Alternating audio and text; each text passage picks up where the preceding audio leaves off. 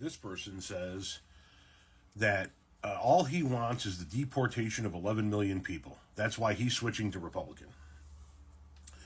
What he doesn't understand is what happens to this country if we do a mass deportation of 11 million undocumented immigrants. Because all these people ever think about is brown people bad.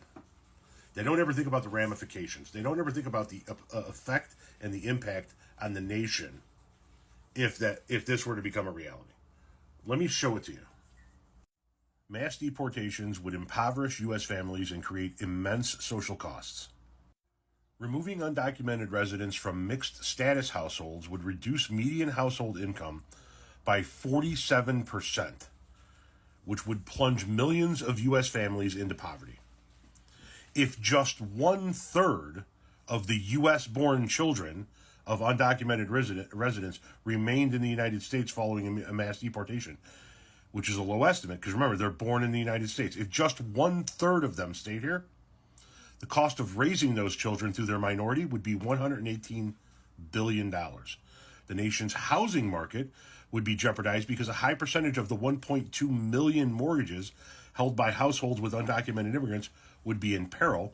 Gross domestic product would be reduced by 1.4% in the first year, and cumulative GDP would be reduced by $4.7 trillion over 10 years.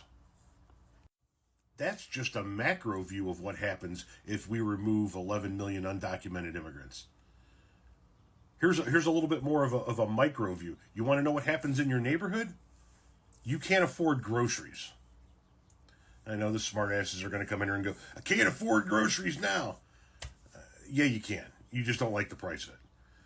You wouldn't be able to afford groceries. You wouldn't be able to afford to go out to eat. You wouldn't be able to afford to go to a hotel, because the people that do the jobs for lower wages all of a sudden wouldn't be here. Your tomato wouldn't cost, for example, $1 a tomato. You're looking at a few bucks, if not several bucks, for a tomato once you start hiring American-born workers to do those jobs. So you can want to deport 11 million people all day long. You can say that's what you're voting for. But to be completely honest with you, that is an absolutely moronic take on why you should be voting, based on what it would do to the country that you claim to love.